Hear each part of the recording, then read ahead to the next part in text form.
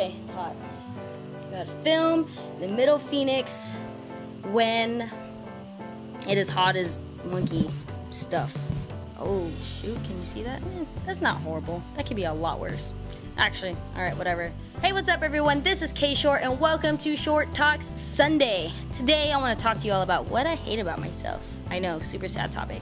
But my question for all of you is, have you disliked anything about yourself while you're growing up? Childhood kids can be really cruel. The things that I dislike about myself was, number one, my height. I strongly disliked my height. I strongly dislike my height to this day. Just because not only is my last name Short, that called for a lot of criticism from mean little kids, and you know who you are, Palm Lane Panthers. Ha ha ha, that'd be so funny if you were taller. Ha ha ha, you really are short. Like, get a new joke, my friends.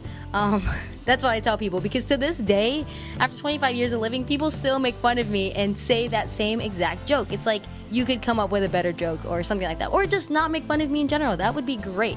Anyways, number one is my height. Number two is having a chest. That was something I've struggled with my whole life, because it's like, really, boobs? Like, really, you have to be there right now? Like, they're just in the way a lot of the times, and it's like, come on, like, they're just frustrating. Especially when you're wearing men's clothing, they don't make shirts for chests.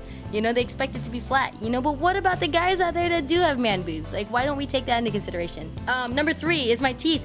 Because, for one, when I was younger, I had crooked teeth. Thank God for braces. Mom, you were right. Braces are an amazing thing, even though that I had to struggle through high school with all of that. But that's okay. But not only that, I just have big teeth because Chinese people have big teeth.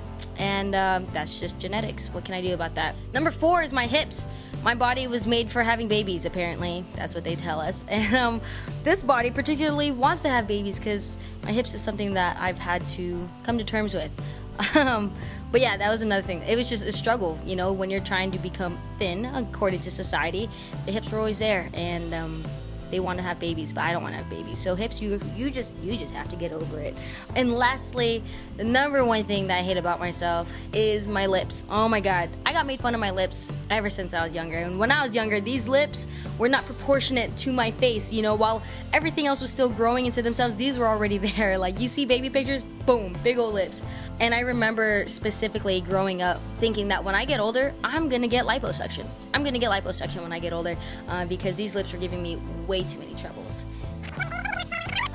Of course, now that I am older, I have learned that these are more of a blessing than a curse. And I've come to terms with just being me. Let's look into the context of like our world and society. Let's just talk about United States society. We're not gonna talk about any other country because I'm in the United States. I'm in Arizona, and this is what I know. We like to base attractiveness on a scale from 1 to 10. I've come to terms with not being a 10. You know, in my whole life and through all of my experiences, I've come to terms that I'm not gonna be first string. Like when I was in basketball and when I was in softball and when I was in, you know, golf and I was in track, I wasn't first string. I was always second string, but I wasn't first string, but I always got to play. Also when it came to academics, I was never the A+ student. I wasn't like, hey, you know what? Kathleen is gonna be the one that we're gonna call on to be the leader. Like, no, it was like, you know what? Kathleen's a great candidate, but I think we should go with Gabby Ramirez. And yes, she's a real person. Gabby Ramirez and Vincent something, you two were always number one in elementary school. And I was super jealous of that because I wasn't. Lastly, even when it comes to like people that I was interested in, like I was never the first choice. Like they were always going to choose the first string basketball player and the first string cheerleader, and that was not me. That's frustrating growing up, you know, and learning that you're just not the best in people's eyes, you know, according to society's rules and stuff like that.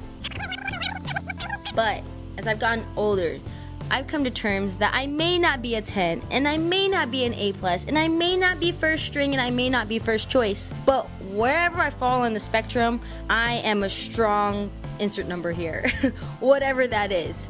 And I say that because